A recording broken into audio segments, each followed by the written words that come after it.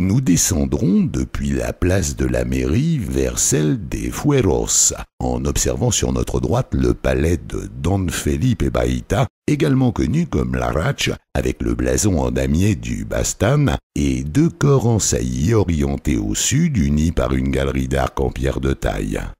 Il possède un magnifique auvent baroque. En 1873, pendant la Seconde Guerre carliste, le célèbre guerrillero Escura Santa Cruz installa son quartier général dans ce palais. Avant d'arriver à la place des Fueros, à l'endroit même où commence la rue Leguilla, se trouve un monument dédié à celui qui donne son nom à la rue, Fermín Leguilla. Ce soldat libéral se rendit célèbre pour son assaut surprise à un château de Fontarrabí, dont les restes se trouvent au-dessus du port de la ville en question.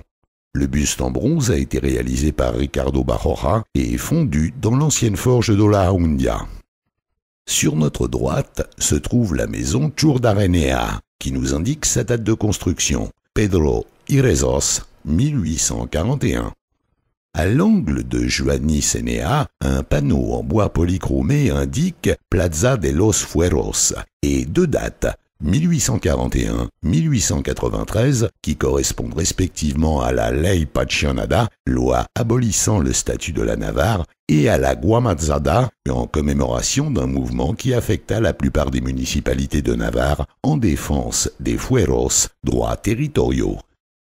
Nous descendons vers le sud et à gauche de chaque côté de la rivière, nous avons Errotatzara et Errotaberria, deux moulins, l'ancien et le nouveau en basque, qui ne fonctionnent plus depuis bien longtemps.